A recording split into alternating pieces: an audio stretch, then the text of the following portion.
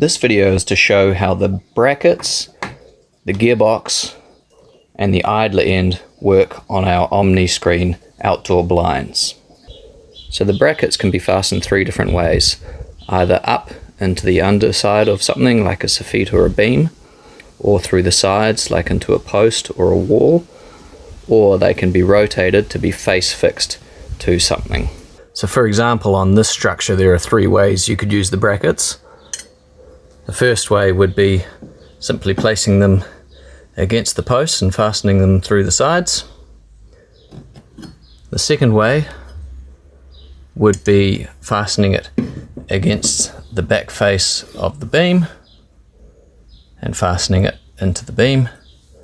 The third way would be, if this beam were thick enough, you could fasten it up underneath the beam there. So three different attachment ways for these brackets. The only thing they don't come with are the fasteners to fasten the bracket to any structure, because it just depends on what type of structure you're fastening it to, but generally some sort of tech screw is suitable for that. The gearbox can be attached to the bracket in a number of different positions. So normally if you were fastening up like that, it would be out on that angle there, but you can actually rotate that a number of different ways depending on how the bracket is oriented and where you want the gearbox crank handle to be coming out of. So the kit includes the bolts to go through the gearbox and into the bracket. Once the gearbox is fastened to the bracket, then this end of the blind roll, which should already be in the roll, just simply goes into the gearbox itself. So when you spin the crank handle, it will turn that end of the roll. At the other end you'll have the idler end.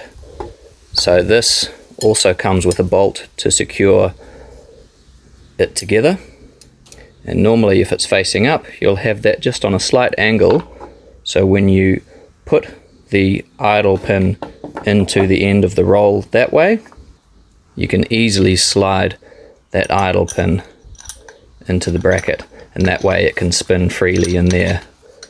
The final step will be to put the lynch pin in. You can see this idle pin has quite a bit of play in it, so even if the entire roll of the blind is slightly too short, you've got about 30 millimeters of play there that this idle pin can go in and out of that.